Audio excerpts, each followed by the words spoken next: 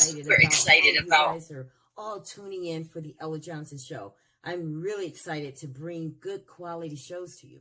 That's what this show is all about. I am super excited about this show because I'm bringing some of my very special friends along with me on the broadcast, and we're going to talk about the movie Just Mercy.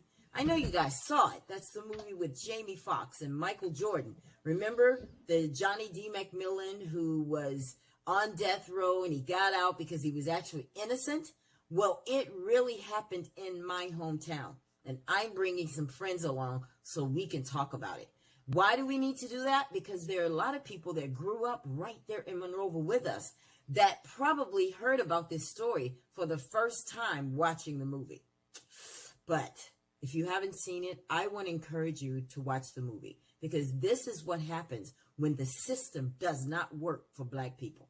And I know that so many people like, oh, get over it. You guys are always talking about this. Well, we're not going to stop talking about it until something changes. Because on this show, it's Real Talk TV, where we can be on TV and talk real. There's no other way, right?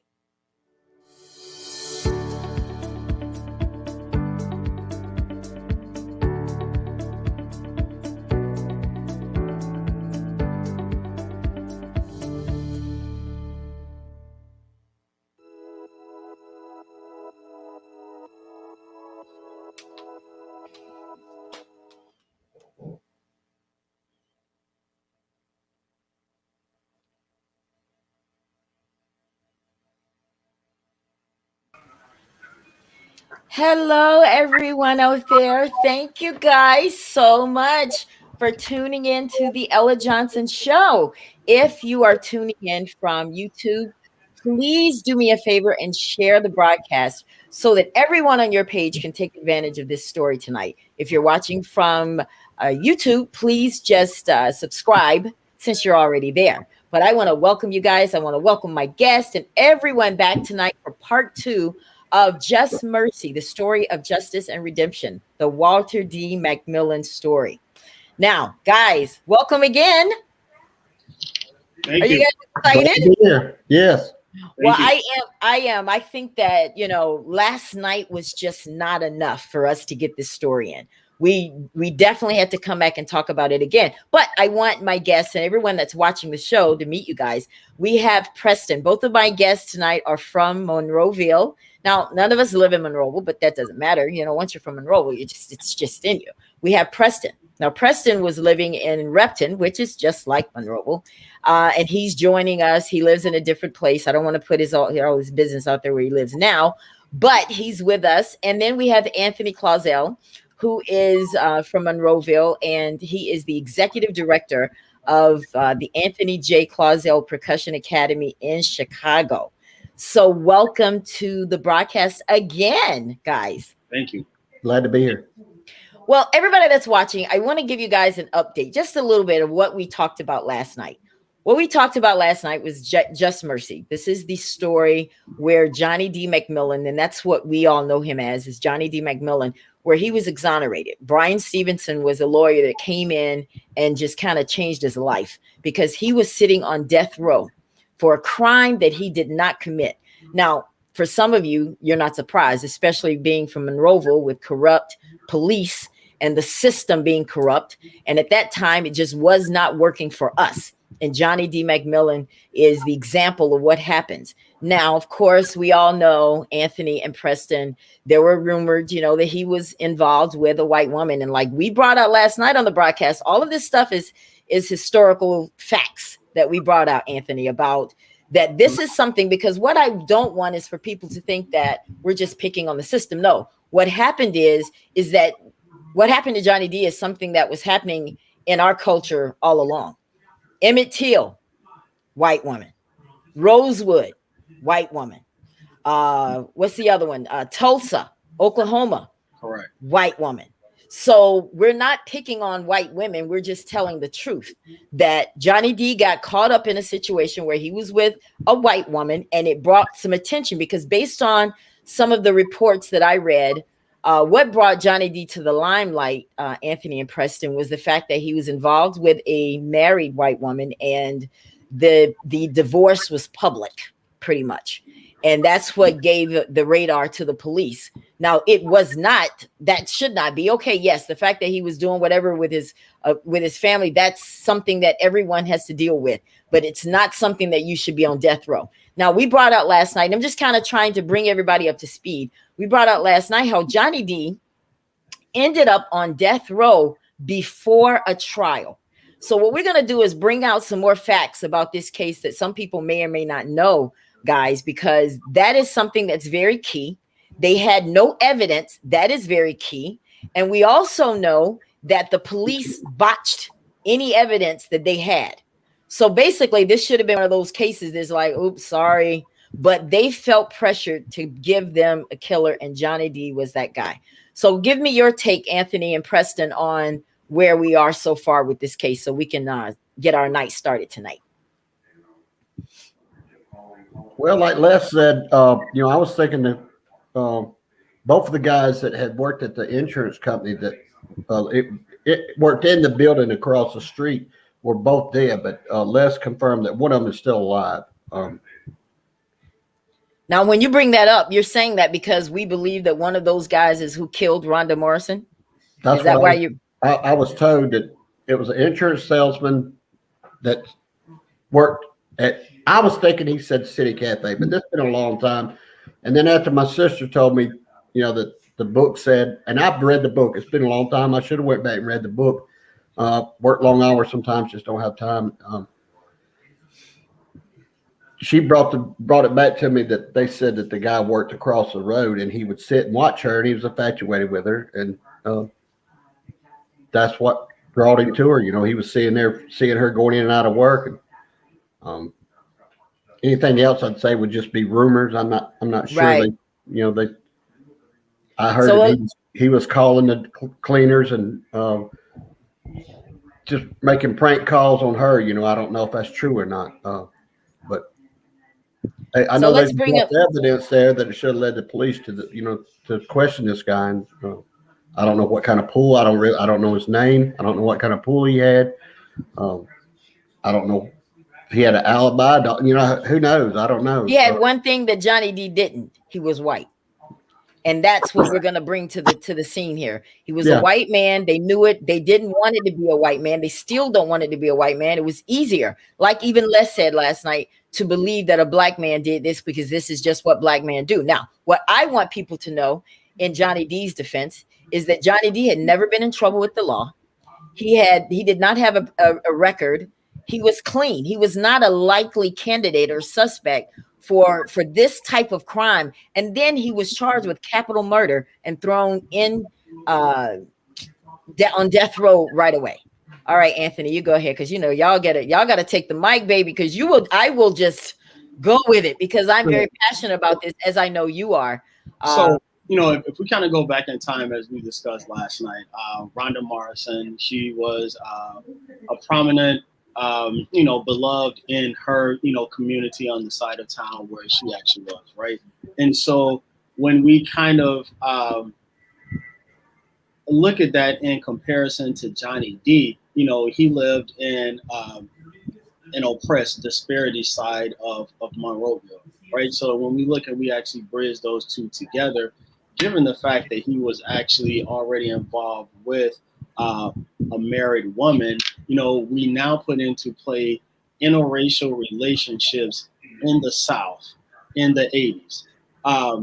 Little bit of research that I did, I found out, and a lot of people may or may not have actually known this, but there was actually a law in Alabama that prohibited interracial marriages, and then subsequently interracial relationships dating back to the 1800s, where there was a white woman by the name of Mary Cox and a black man who actually went to prison because they were having interracial relationships. So even outside of Alabama, this was kind of a law that was actually upheld in southern states. And so, you would hear, as Ella, you mentioned about your teachers last night saying, hey, what are you actually doing? Why are you doing X, Y, and Z? Now, maybe the folk during that time really didn't understand the law from, an Alabama Constitution perspective, or the laws of Monroe County and what was actually in place. They just knew that, hey, we lived on this side of town and they lived on that side of town. And hey, we don't merge, we don't date. So that is actually what put Johnny D on the radar. And it was actually, in fact, that Karen, with her divorce because her husband was angry that she was having an extramarital affair, started hanging with Ralph Myers, who was a known criminal, right? In fact, kind of her life took a turn and started dealing with drugs. And it was rumors that she was in on some of the crimes that Ralph Myers was actually doing. And so it was at that time, when Ralph brought up Johnny D's name to some of the law enforcement officials, that, hey, well, maybe it was, her boyfriend that, she was having interracial relationships with. One of the other things that I actually found out, which is actually a real telltale, is Tom Tate had only been in office 4 months and did not have really a law enforcement background. So how can you get elected to an office of the sheriff, not have a law enforcement background, and then you take that office for the next 30 plus years? That's power, and that is white supremacy. You answered the question. Absolutely. That's exactly. But you know what's funny? As you were talking, Anthony, I can't help but think about how you say that it was against the law for interracial, but it wasn't bad when the white slave masters in the 1800s did what they wanted to with us black women and got us pregnant, had us breastfeeding their children. Nothing was wrong with that. But when you flip the script and now you have a white woman with a black man, now all of a sudden it becomes dirty. Right. That's crazy to me. Yeah, and the pressure, because Rhonda Morrison being who she was in her community, and my theological mind frame, right? I'm gonna step out here. We have possibly the white pastors of the churches in the local area,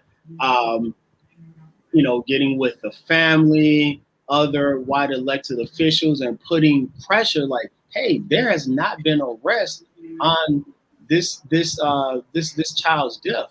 What is actually going on? The Alabama Bureau of Investigation was actually brought in. They could not find any circumstantial evidence to point to a specific suspect. So being that Tom Tate was new, no background in criminal justice, something had to happen. Well, right? They must have not taken any classes because they're still bad at investigation. Correct. Yeah. So we gotta do something. He was actually as a politician, right? Into an elected office. Sheriff is an elected office. He felt that pressure, and because of the undisclosed Alabama laws of the interracial dating aspect, and that was, or interracial marriages, same thing, something that you did not do, got in the wind that Johnny D was having interracial relationships with Karen, just thinking in my mind some of the rhetoric, well, he's the reason why her home is actually messed up. He's the reason why she's actually going through a divorce. That went directly and made him the spot on target. Right. So now he's arrested after there's really no evidence. We just have this guy. We got Bill Hooks. We have this, what was the other guy? Bill Hooks and Ralph Myers, Bill Hooks, and that third person. Joe Hightower. So we have 3 people that are saying that he did. Now, there were dozens, like you mentioned last night, Preston, that said, no, Johnny D was at home. We had a fish fry that day. They even had the flyers. Hello, somebody. They had flyers that proved that, yes, they had this fish fry that day. And that didn't matter. That didn't matter. And also too, if you don't have a transmission in your truck, I don't know about you, but I've never seen a truck that rides without a transmission.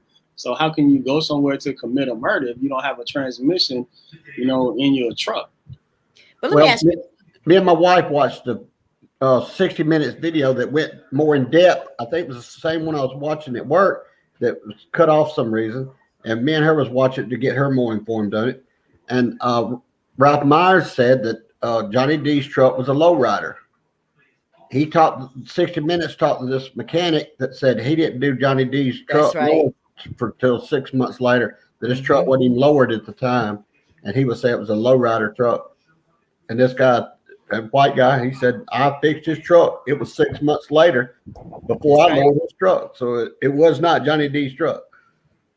It's just numerous people that came forward. It's crazy that you got these many people standing up saying, no, I know it didn't happen. All these people that was with him that day. And then this guy that said, no, I didn't lower his truck. So 6 months later, and still, this man's on death row. But again, when you have money and power and you're in the white community in Monroeville, such as Rhonda Morrison actually was, none of that actually mattered. It was justice. Somebody had to be taken into custody. And like we've already said that, hey, he was actually put automatically on death row without a trial, without any evidence.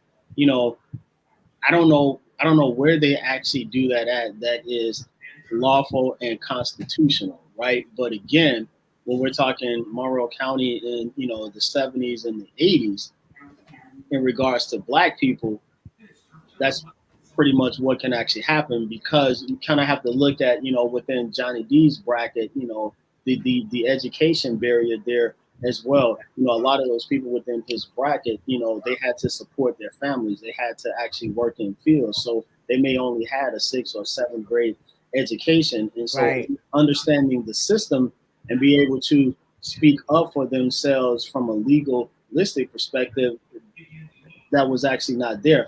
All that they could actually say was, hey, I did not do this, right? I did not kill this woman. And that's what he said over and over. And that was actually it.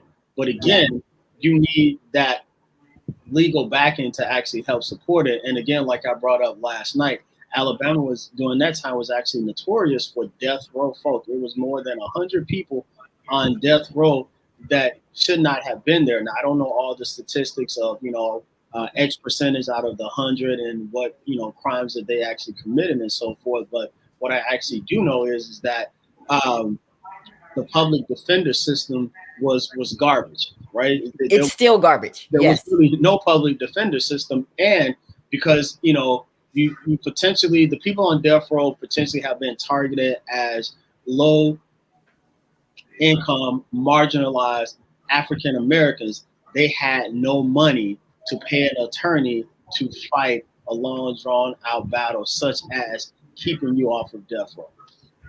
Now, Anthony, I want to ask you a question. Billy Hook, he's African American.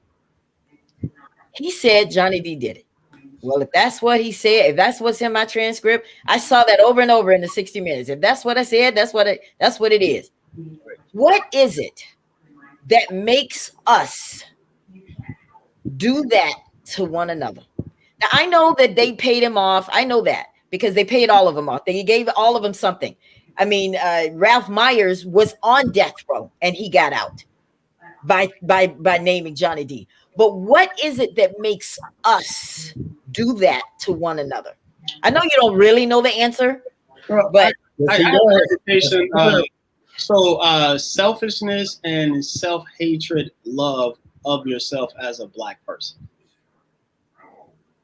right? So selfishness to the fact that, hey, yeah, I got money out of the deal. I got paid off, but I'm done with it. I'm actually out of it, right? So I don't really care what happens to the other person that's actually involved.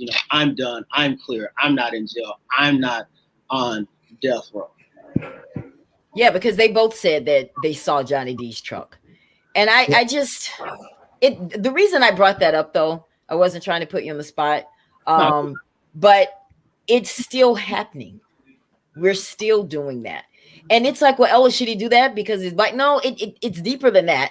But it's like we're already struggling. We're already going through stuff. What do you think, Preston? How you being, I'm not going to state the obvious, a white man, what do you think when you see us do that to one another? What does that make you think? What do you feel? People may call me crazy. I know what the problem is. Talk to me. It's Satan using anybody he can, any way he can. He wants hate. Some people say Satan. My pastor said that 40% of Christians don't believe that hell is real. The devil's winning that fight already. When we go against one another, regardless if it's same race, different race, he's using that. Right. The Bible states right there, Jesus says you got to take up your cross daily because there is a fight. It's a spiritual warfare going on daily. And if we let things like this cause, he loves this disruption when we do it ourselves. We don't even have to do no work. He sits back and lets us do the work for him. Yeah, amen to that. Amen to that. Another thing too that was brought out is that there's another guy, Darnell Houston. He came, they brought him into the movie. And you remember, he was the guy that was able to discredit Bill Hooks and say, there's no way he saw that. He was at work and I was at work with him. And the moment the police department found that out, what did they do? They threw perjury charges on him. Yep. And it's like, how do we win those? Just that part right there alone, guys. How do we deal with, they were corrupt. They were very corrupt, but it's like you're dealing with so much even bigger that it's one, he's charged with this. Now you got to fight the system because the system does not work. And for those people that think it does, this movie proved it does not work for Black people. It didn't matter that he was with his family. It didn't matter that 12 of them sat on the witness stand and said he was there. It didn't matter that all of this stuff was discredited. He still ended up on death row. And then they denied his motion for new trial. Like, come on. And from that perspective, it's still oppression, right? It's the epitome of white supremacy. I am gonna keep you oppressed as long as I possibly can. Well, I could sit here for over an hour and tell you things that's happened to me. I got a DUI and I went through the legal system. I'm not going to name what cities or nothing. Got a DUI, pled guilty, and the court itself sent a court-appointed attorney to me in the courtroom and asked me why was I pleading guilty. I said I was drunk. Had the money to pay my fine, and he said, you can't do this. They're going to eat you up. He said, plead not guilty until you want a court-appointed attorney. So after they went down the whole list of asking people, you pleading guilty or not guilty, the ones that had pled not guilty had lawyers talking to them. They sent me into another room to fill out a sheet showing how much money I made. Then they take it back in, give it to the judge. She looked at it. He said he makes too much money. He'd get his own attorney. So they sent me back in there where I filled the paperwork out. And she said, what do you want to do? I said, do about what? She said, about a lawyer. I said, I want to talk to that dude that told me to plead not guilty. She said, you can't go back in there. I said, what am I supposed to do? She said, go hire your lawyer. Then I went and hired a lawyer, paid him. And then we get to court that day. I'd had a DUI 25 years before that. And they said, even though it's not on your record, it shows a pattern. What you got to do is plead guilty. So after it's all said and done, I spent $3,300. I got a year of probation. Never saw my probation officer for the whole year. I'd go in. I'd see somebody behind a computer. Have you had any new charges? No. You pay $25 if you didn't. And if they told you $50, you had to take a drug test, which I had to do 5 times in that year. But I never met my probation officer in a year's time. And the court system, to me, is corrupt completely. Anybody that's poor or doesn't have the legal training to know what to do and how to do it, you get thrown in the system. I saw so many going to AA meetings, the DUI school. These people are thrown in the system. They take their license, but they got to make a way to get to work to make money to pay their fines. They can't go to work because they ain't got no car. They can't drive. They ain't got no license.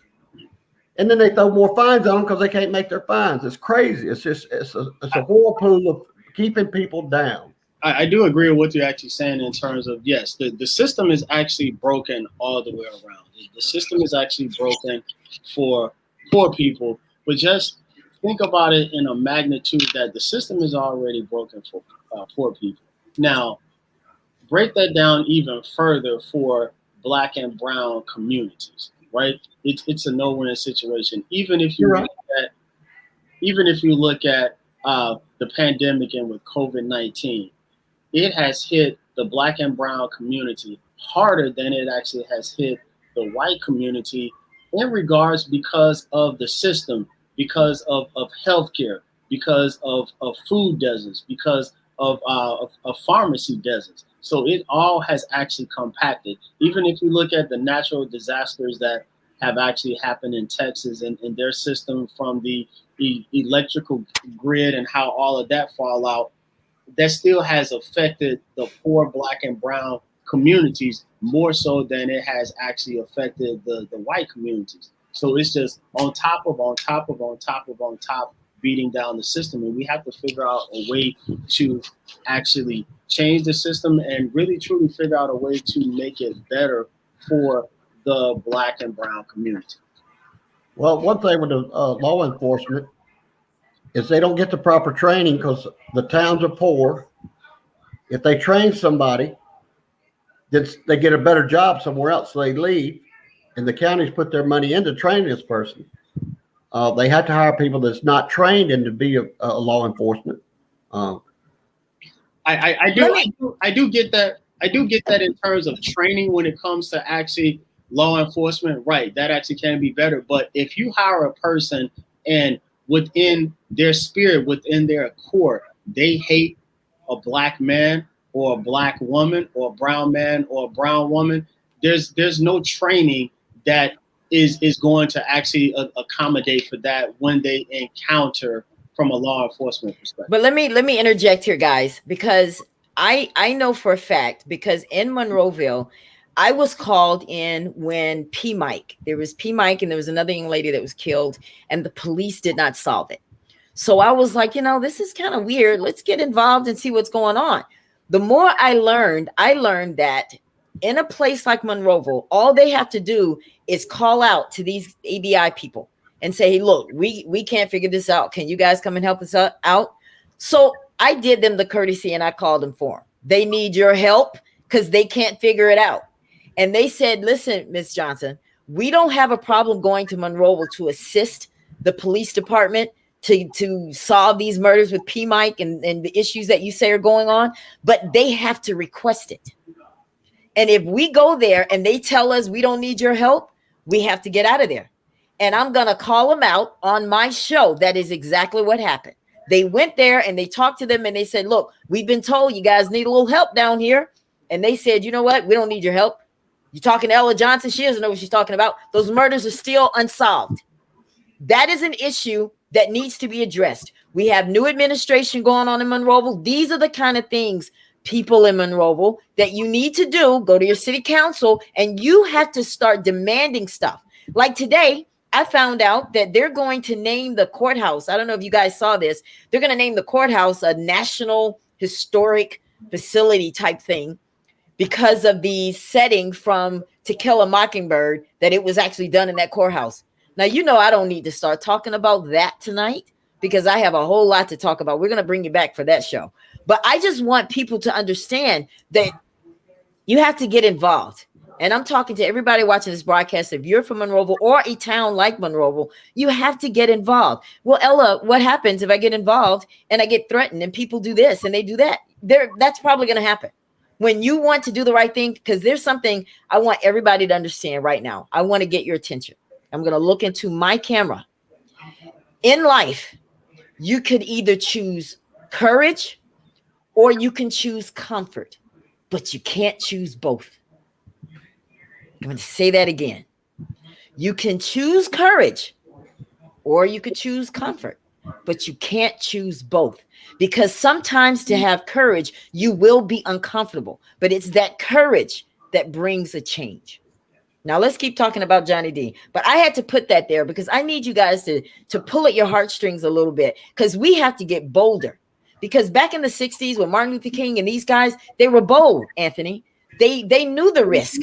They would put their hands behind their back. They knew that they were going to go to jail.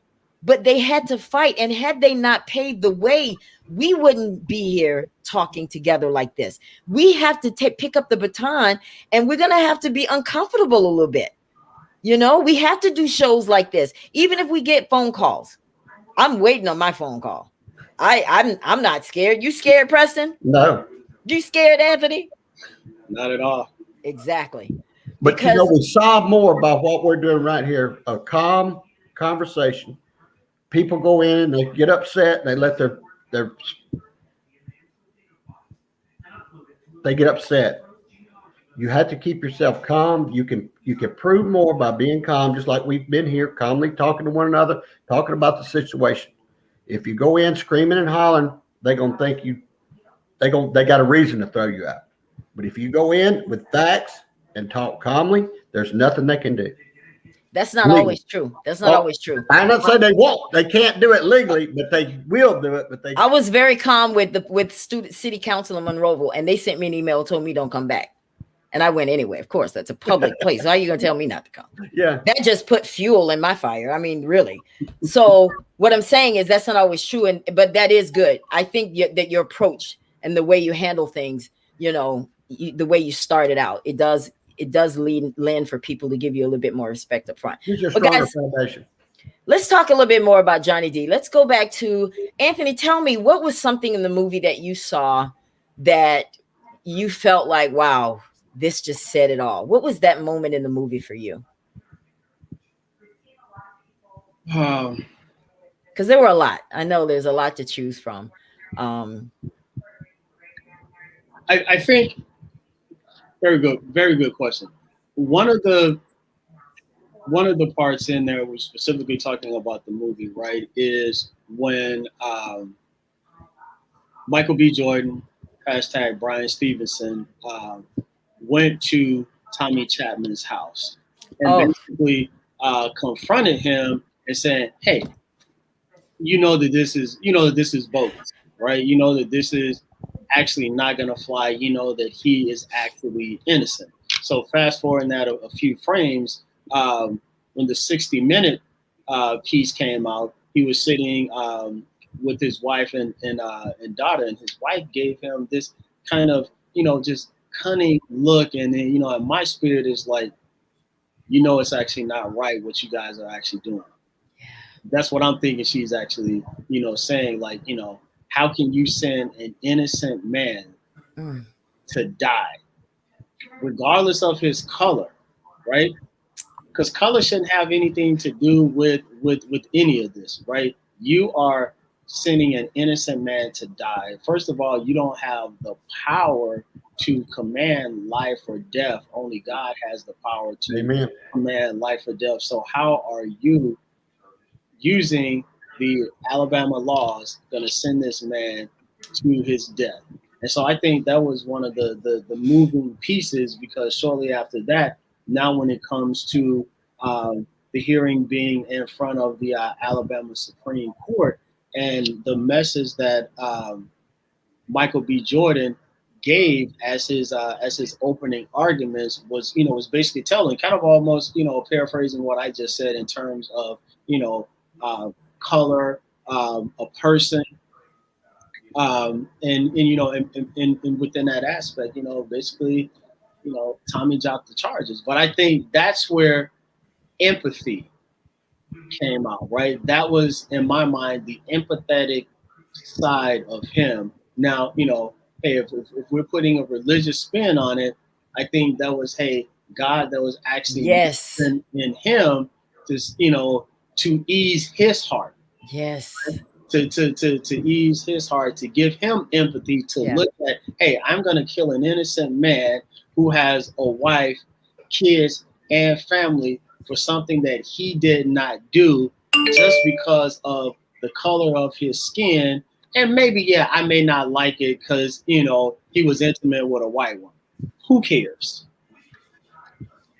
You're right. What was your favorite? What was the part for you, Preston? I really, it don't seem like it's been that long since I watched a movie, but I can't remember, I don't know if it's my memory or what. I stay so busy. I don't know. I just don't remember a lot about it. facts that I've heard, not so much from the movie, but talking to people.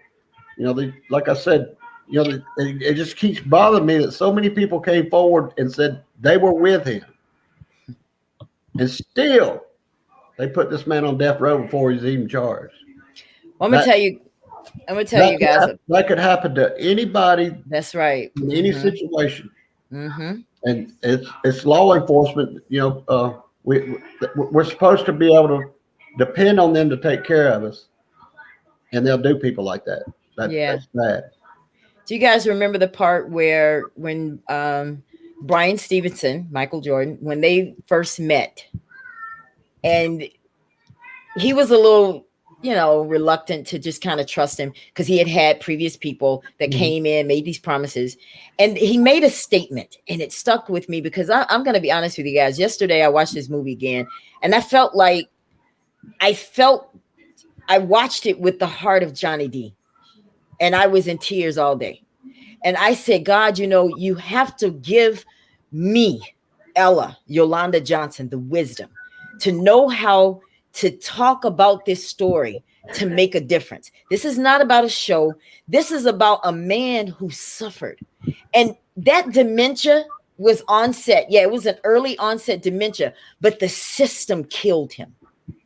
And I feel responsible to do something about it. And I was in tears yesterday because I said, this man was hurting. He did nothing wrong. He was working. They say work. Don't depend on the system. He was doing that. Yeah, he may have done his stuff that, we may not agree with, but how many households in Monroeville were doing stuff that people may not agree with? Okay. But he was doing his thing, what he was supposed to. And here he tells his kids, tell the truth, be honest, look the police in the eye when they ask you a question, and it's still costing. But my part, he said these words. He said, what you gonna do different? He said, this is how I feel when you guilty from the moment you born. I look like a man who can kill somebody. That's what he said. When you guilty from the moment you're born. Preston, this is what Black people have felt. And he felt that. It didn't matter. He's a Black man. He was with a white woman, and they were going to make an example out of him. Well, see, he felt it more than anybody because he went through it. He actually, went to prison for doing nothing wrong. He didn't deserve to be where he was at. He didn't deserve to be treated like he was treated. And I'm sure after he got out and they said he wasn't guilty, I'm sure when he walked down the street, he would get looks, and he knew those people would look at him saying, this is a guilty man walking the street. And I'm glad you said that. And that's why we need to make sure the real killer is caught. So once and for all, he can get the justice because he hasn't gotten the real justice yet. Now, I don't know if you guys know, did Monroeville ever apologize to him? I don't know. Did anybody know? Well, if you didn't, you should have. And you still need to. Maybe that'll be part of our task that we'll take care of. No, you're going to apologize to this man. I tell you what, then maybe we should have Johnny D Day. Maybe we should really piss him off and have Johnny D Day in Monroeville and walk up and down the street because all you need is insurance to have a parade there. And we can just go down with our signs because you know what? We talk about To Kill a Mockingbird, Anthony, Preston. We talk about that. They praise it. Monroeville wants everybody to think that they're this town that had racial justice. Anthony, Preston, I'm challenging both of you because I had a conversation with somebody today and they said, well, I disagree with you. And I'm like, that's okay. You can disagree with me, but I'm still going to have my opinion about To Kill a Mockingbird. Please tell me, what does To Kill a Mockingbird do for me as a Black woman? I really want to know because maybe there's something I forgot. I am old. So maybe I forgot something. I want you to tell me, what am I supposed to get out of that affects my life? To Kill a Mockingbird. I can't think of nothing that would help you. Yeah, it's been quite a while since I actually read the book, but from what I can actually remember, it's nothing that you can glean meaningful that's going to add any meaning to your life by adopting the concepts of To Kill a Mockingbird. Right? That's exactly what I thought.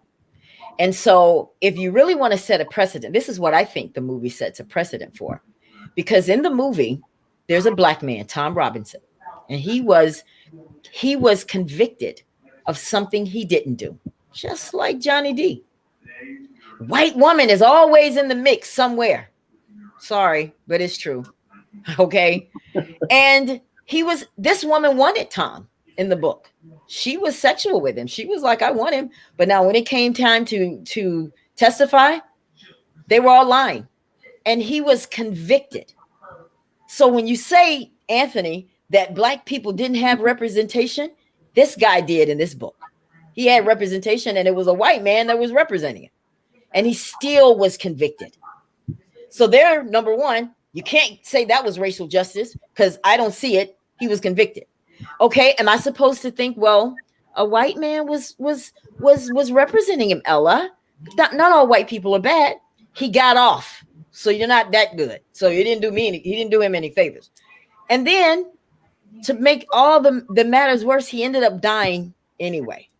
So my thing is, what am I supposed to get out of it? So I think what we need to do for Monroeville, we need to change that narrative, because I think that Just Mercy is a book that should be now part of the history of Monroeville. Agreed. Because a Black man did get justice, because he was found not, he was charged with something, and he didn't do it. And we found out the police are corrupt. Well, Ella, we can't have Monroeville having that kind of tagline, because Monroeville is known for To Kill a Mockingbird and Harper Lee. Now you want them to add that they have corrupt police? It's the truth. You have corrupt police and you have incompetent police. But now, then if you parallel To Kill a Mockingbird to Just Mercy, right? So Black man convicted. Check. Black man convicted in Just Mercy. Difference is that Johnny D was able to be exonerated from the legal system perspective, and he did not die at that point in time. Right. Well, the main thing is Johnny D's story is a true story. To Kill a Mockingbird was just a book that was wrote about the times. To that point, To Kill a Mockingbird. Wait a second. Let me finish. If that had happened, that man would have been killed. He never would have been able to been the lawyer for that guy trying to help him. In that time, they would have killed him before he made it to the courthouse. What were you going to say, Anthony? Because I heard that To Kill a Mockingbird was based on a true story. But that's just what I heard. I think it was just, I don't know. I always thought it was just like a sign of the times. But like I said, he never would have made it to the courthouse. They'd have killed that man, white man trying to defend a Black man. They'd have hung him before he made it to the courthouse.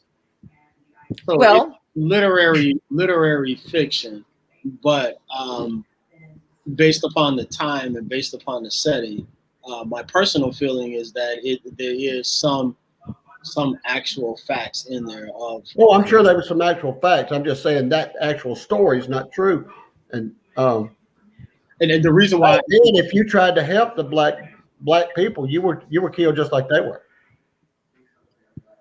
And the reason why I actually look at the history of the white people that tried to help the blacks develop rights to vote, they were killed right along with them. And, they felt you want to run with them, you'll be killed with them. That's the way they treated everybody. They hated everybody. If you wasn't them, if you was Jewish, if you was Black, you was killed. Well, then, you know what, Preston? Let's just pretend it's not true. And it's just ironic that they used a woman being raped by a Black man as the trial. Yeah. Could have been anything, but they picked that. Oh, yeah. I personally believe they were setting a precedent. They were saying, this is what happened to you Black men when you mess with white women. Remember this story. Could have been. Yeah. Very well could have been. Well, again, as I stated early on, there was legislation that happened back in the 1800s that basically, was a law against interracial dating, interracial marriages because of this woman, Mary Cox, and this other guy. Is that law not still on the books? So I don't know if they're still on the books. So based upon my findings, the U.S. Supreme Court ruled it unconstitutional in 2002. So I believe that law was actually in play from when it was instilled in the 80s. I'm sorry, in the 1800s. all the way up until 2002. So while as of 2002, you can't go to jail, but it's still that, unseen that this is not really kosher, right? It's like the unwritten law. Correct. So let's go back to the movie, because do you remember when Brian Stevenson went to, I guess, what was considered Monroeville and met with the sheriff there, and the conversation they had? And he said to Brian Stevenson, you're going to make a lot of people angry by defending that nigger. You're going to make a lot of people angry. And I loved his response. He said, my job is not to make people happy, but to achieve justice for my client. Because somewhere in this history, somewhere in Monroeville, they mixed up the two. Yes. Because Monroeville had their whole thing was, well, we need to make this community happy. These people have donated. They're some of the most prominent people in Monroeville, and we just got to give them something.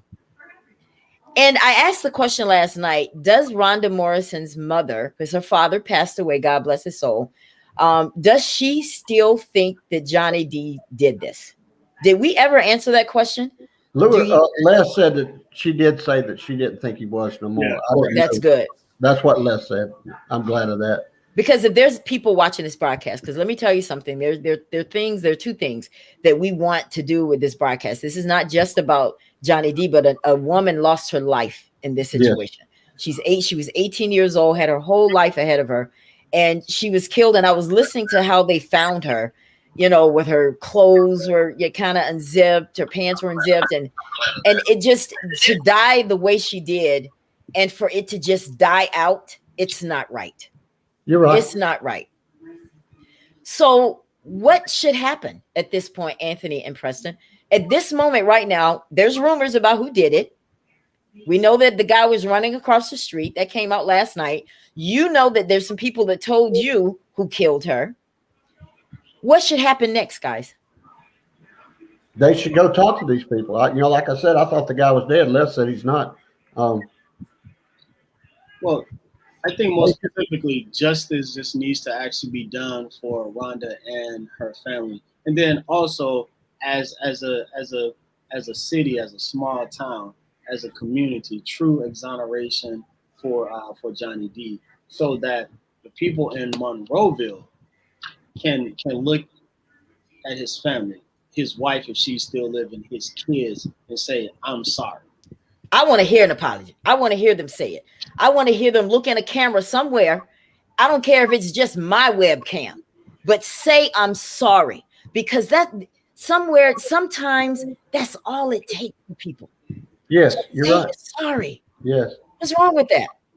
Well, yeah, but since there is potentially still a killer at large. Yes. 30 plus years later. Oh, not potentially. There is. with that fact that, right, if there's a killer that's actually still there, justice needs to actually be served, right? So the real killer needs to be brought to justice. If he did this once, I don't believe he did not do it again, because he's been this long. He thinks he got away with it. I guarantee you there's other women out there that he's murdered. Wow. Now, based on what you were telling me, Preston, can you tell our viewers what you said to me earlier about what you were told about this guy and what he did? Yeah. I sort of want to tell the guy's name that told me this, but I don't. No. Don't tell his name. I'm not trying to get sued. Yeah. I was sitting here going back and forth with myself, this man's dead anyway. And, but he told us that he knew who done it. The guy talked to him about it. And he was an insurance salesman, and he worked right there close to it. And he watched her go in and out, and he was infatuated with this girl. And that morning, he went in there and started messing with her. She screamed, and he shot her. And that's when they saw him running across the street.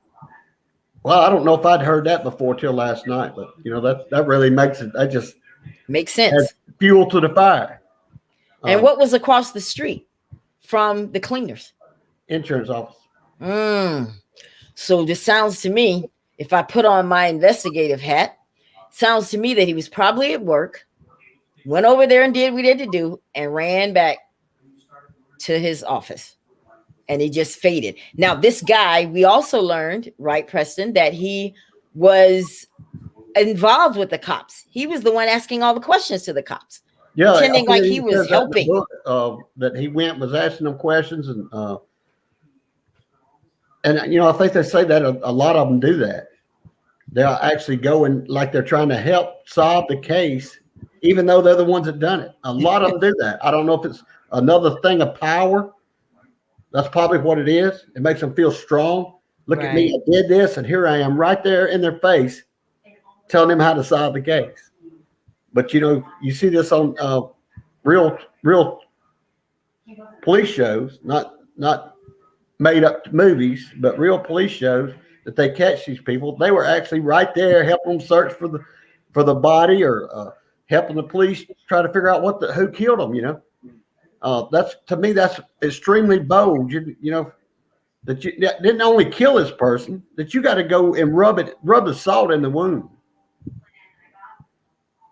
If I could say something to Rhonda's family or anyone that's watching, I just want to say, first of all, that, we're very sorry for your loss. Yes, because, this shouldn't have happened to your child. No. It really shouldn't have. And I pray that whatever we do on this show, whatever we say, will point the police in the right direction. Then I hope it does. But someone needs to do something. Who do you think that should be, Preston? Who should go to the police station and say, y'all need to reopen this case because this man is still here? How should that happen? What do you think? I say we get together and go do it. But we do it in a peaceful, calm way. You're such a peaceful guy. I love it. Hey, God. You said that word like 500 times. It's God. I know. Look at this face. This is peace.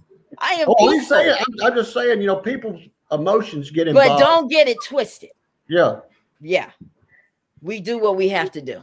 Because you know what? Being nice got us here. Yeah. Yeah. I've been to the police station and tried to get help and got upset because I didn't get help. What'd you do? I left out cussing, but I'm not that person. No, you're not that person because you love everybody now, right? you didn't understand what I said about that.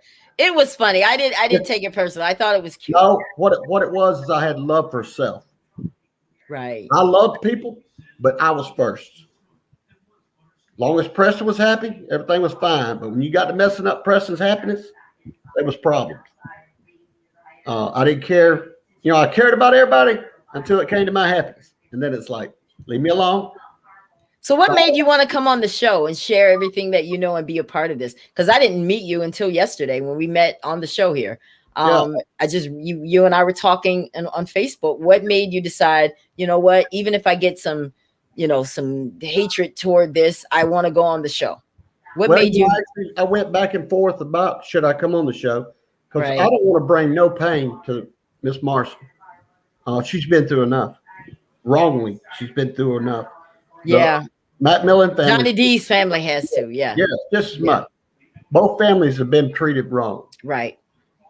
And I went back and forth and I asked God to tell me if I'm doing this for the wrong reasons, don't let me do it.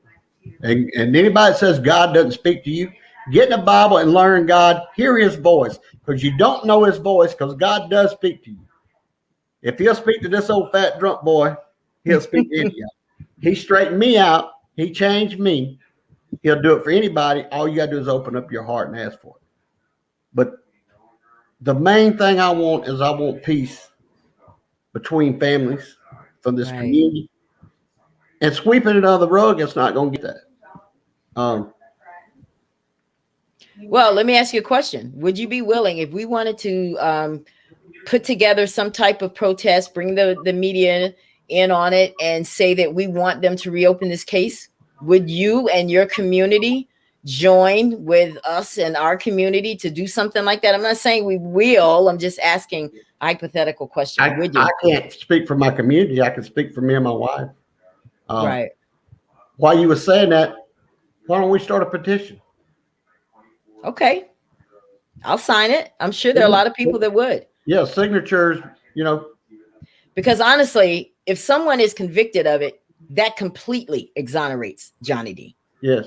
And the state will have to give him an apology. I don't know what happened, how the state, what they did as a result of him being in jail for all that time. I don't know anything about what happened, but it wasn't enough. They need to publicly say, I'm sorry. Well, like I said, there's not enough money for me to want to go through what either family went through. You couldn't pay me enough money. I hear you, but I'll take it though. I'm just saying. I'm just gonna keep it real. What is my sign say? Real talk? Yes. I mean, because you can do good with it. I'm not gonna say no, I don't want the, no, I want the money so my family can not have that worry, but you can never give Johnny D the peace he really needed. Because I saw a video of him, and it's not one that's widely seen. I don't know where I found it, but it was a video in his older years where somebody was interviewing him and he was crying. And I could feel the sadness because they took his life. They took his life. And they should never be allowed to do that ever again to another person, white or black. You know, if anybody says it was just 9 years, no, it wasn't. It started from the time they arrested him that night at his truck or day, whatever it was, right, until his death. Yeah, and his family's still living that. Not just him, his family. You know, I'm sure his family still gets looks. You know, that's Johnny D's kids. You know, or I don't know how much of his family's still living. You know, his mom or you know, I don't know. But, you know, I'm sure all of them still get looks if they're the ones that are still alive on the street, you know. It's wrong.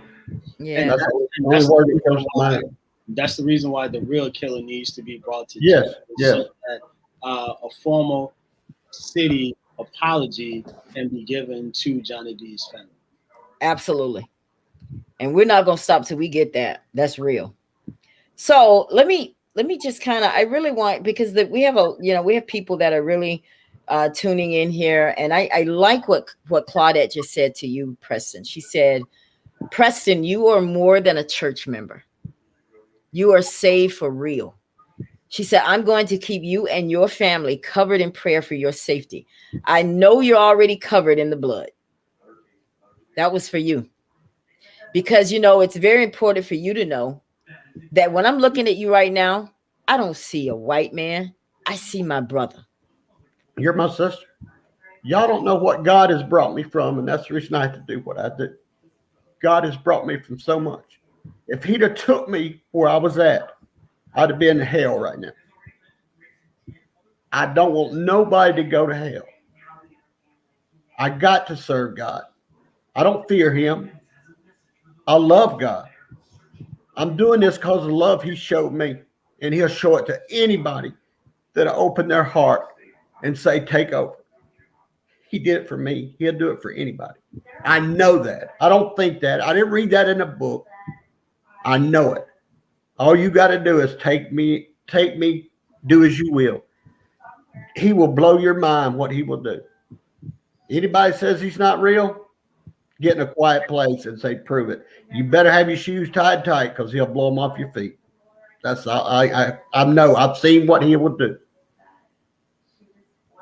You know, guys, I know we're getting to the end of our broadcast. It seems like that hour comes so fast, so quick when we're having a good conversation. But, you know, I grew up in Monroeville, Alabama, just like you guys. And I was a cheerleader for many, many years. And as a cheerleader, we were taught, it was just like the code of ethics for cheerleaders. And you root for your team, you cheer for them, you cheer them on, whether they're winning or losing.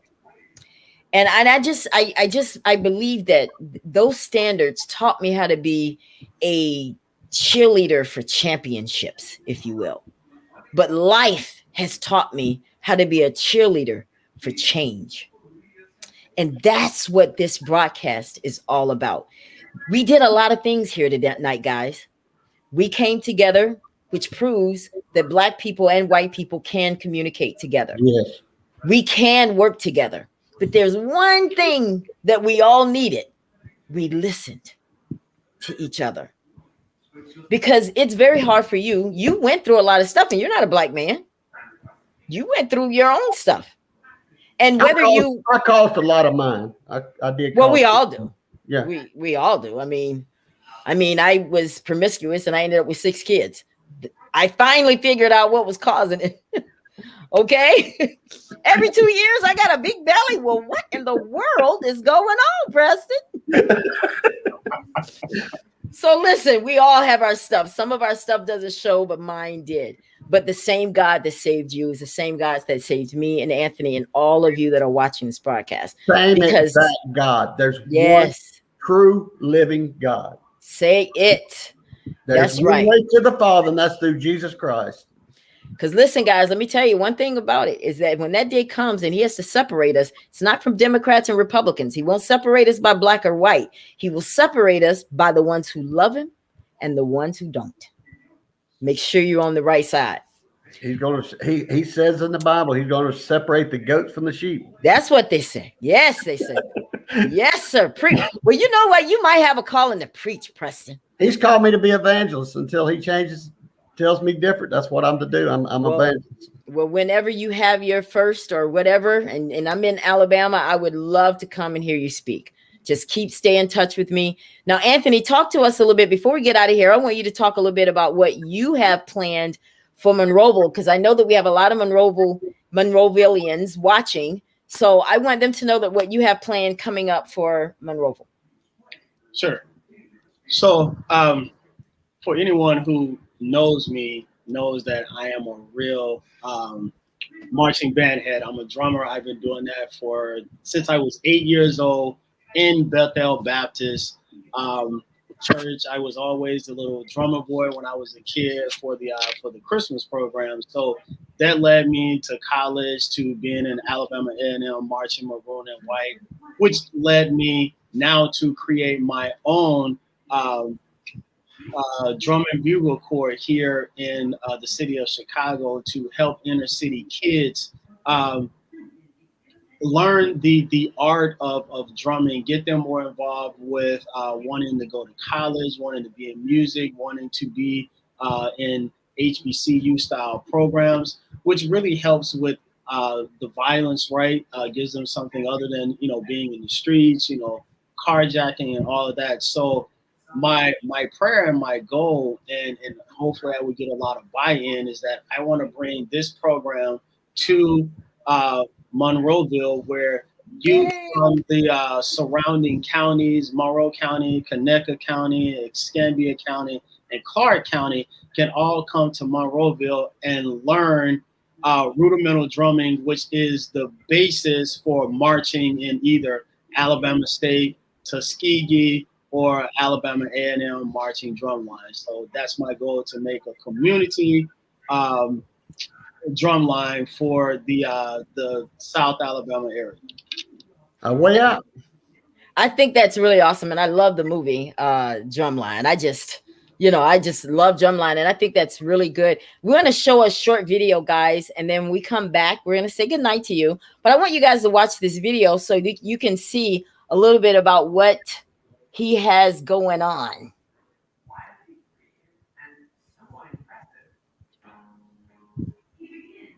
What's up, y'all? I'm Anthony Clausell. For those of you who know me, know that I'm a huge HBCU marching band head. Growing up in Alabama, marching band has been a part of my life since the early age. I've had formal rudimental drumming training. My experience with the renowned marching maroon and white of Alabama A&M University, the best band in the land, and the United States Air Force Drum and Bugle Corps during the 90s, has afforded me the opportunity to bring to life my new Percussion Academy product called Rudiments and Beats. Rudiments and Beats focuses on teaching and training youth on the fundamentals of marching drumline. We dive into the essentials necessary to become an effective rudimental drummer. Rudiments are the foundation to drumming. You don't want to miss this life-changing endeavor. In addition to the drumming aspects, we teach leadership, discipline, and teamwork. So parents who have youth ages 10 and up that are interested in marching drums and a drumline experience, this program is for you. So please go to my website at www.rudimentsandbeats.org. Again, www.rudimentsandbeats.org and register. You can also find me on Facebook at Classell Percussion. See you on the field. Amen. Awesome. Thank See, you. that's what I'm talking about. Yes. Because we have to we have to help our kids. And a lot of people talk about it, but I love the fact that Anthony wants to do something about it. And that's what we have to do. We're from Monroeville and you have something to offer. And I'm hoping that people that are watching this broadcast tonight, that you guys know that he's going to need a lot of support there, whether you are a youth leader, church youth, I mean, whatever, he's going to be calling on you guys, and we're going to be setting up some stuff and start getting some things in place. Right, Anthony? That's correct. Thank you. Yes. So I'm excited about it because I think that children do need something else. And I'm a firm believer also, guys, that when you really want to change the community, you have to give people hope. And people need to know that we need jobs to come to Monroe. We need to bring hope, because when people don't have anything to do, the next best thing that they're going to do, they're going to commit crime. And I think crime, poverty, all of it, it just kind of all works hand in hand. And I think that Anthony's going to have scholarships and different kind of things. So those of you that are watching this, have some hope. It's coming. Do you guys have anything else that you would like to say? I want to, while you guys are thinking about what you want to say, I want to look at some of the comments and see, what people are saying here. It looks like we have a lot of people that are joining, and somebody said, I wish I came on earlier. Well, that's okay. Ain Yalut, I'm sorry, I can't say your name, but it sounds like you're probably from a different country. But you can definitely, when this is over, tune in and watch it. It's going to still be here. And I see Sonia and Ann Marzette and Sonia. I see a lot of people, Melvin, Boykin, Pat Andrews, Dixon, Claudette, my girl. I love Claudette. She's awesome. And just a lot of you. And I just want to thank you guys. But go ahead, talk to me about what you guys want to say before we get out of here. Go ahead, Mr. Anthony. So the spotlight is on. Yes. So again, I think this has been a great broadcast. Number one, to go through the movie, go through the book, but really go through the past, present, and future of Monroeville, that we can be able to make a difference, right? We can be able to remove some of the disparity that's actually there, right? Let's do something about this still consistent racial discrimination. So I really think that this has been a great broadcast, and really outlining what has happened in the past and where we should be going in the future. And I do stand behind that justice still needs to be served for Rhonda and her parents, but specifically also an apology needs to come for Johnny D's family, right? Yes. Even though Johnny D is deceased, God bless his soul, his family's still there. He still has offspring, right? And a formal apology from the city, county, state needs to actually happen, so that they can essentially actually have closure to the whole ordeal that they actually witnessed in the 90s. I just want to thank y'all for letting me voice my opinion the way I see it. Gave me the opportunity to voice about my Lord and Savior, Jesus Christ. Well, he's welcome to the Ella Johnson Show. Listen, I would love to invite him and set him right here and interview him, because if he were to really come and show up, I would probably be hiding some stuff. I'm just saying. I hope this gets a fire started. Right. We're saying we're going to do something. We need to quit saying it and do it. Like I said, we should start with at least a petition. We got to start somewhere. If we don't start somewhere, to just get swept back under the rug again. And I think we go to petitions.org. Is that where we would start? I don't know. I've never tried to do one, so I don't know. We'll Google it. You can Google everything, right, Anthony? Well, yeah, and I also think too, if there are any community activists that are, active in Monroeville, that's a great place to actually start as well. Right. Let me tell y'all a quick story. My grandma came up to me years ago and asked me to sign a petition.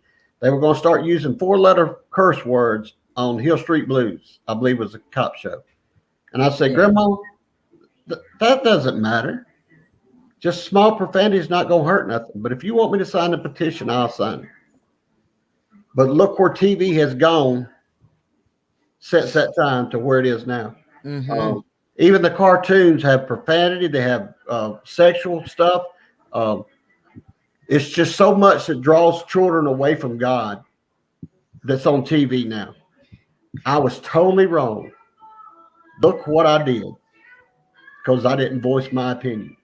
I should have stood up with her and pushed that harder instead of saying it won't do no good.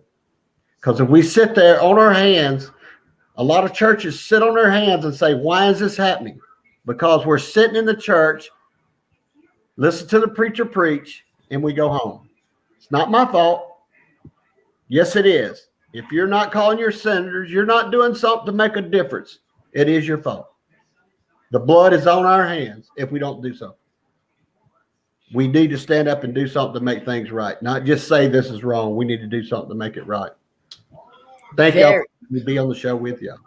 Well, you're always welcome back to the Ella Johnson Show, always, because we're going to talk about some stuff that I know you'll probably want to talk about too. So we'll stay in touch. You and I will definitely talk a little bit later, probably maybe week after next or so, because next week I have a show coming up for the whole week, the entire week.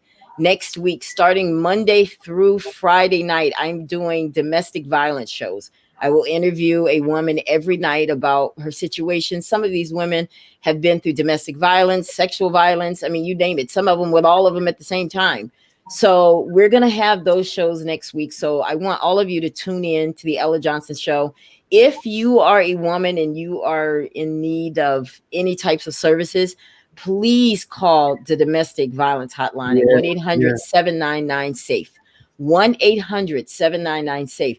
If you would like your story told on the show, I still have room for next week. Please inbox me or send an email to the ellajohnsonshow@gmail.com. I would love to have you on the show to tell your story, because this is one of those things where this stuff snuffs the life out of you. Domestic violence. And some of your family members are suffering in silence. And it's time to bring light to this issue. But guys, we're going to get out of here. Can I say one more thing? Yeah, absolutely.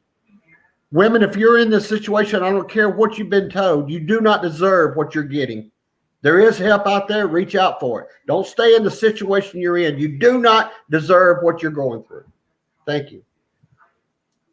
Anything else, Anthony, before we get out of here? No, I'm good. Thank you.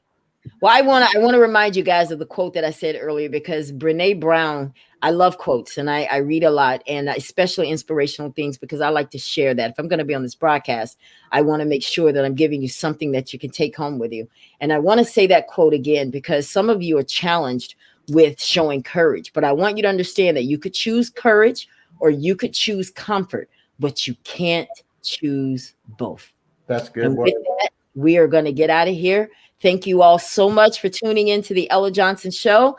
Thank you to all of you that are going to watch this after it's over. Share the broadcast. Please share the broadcast so that we can get the word out that we're here on Facebook Live and YouTube. But with that said, we will see you again right here next week on YouTube Live and Facebook Live. Have a great evening, everybody. Good night. God bless.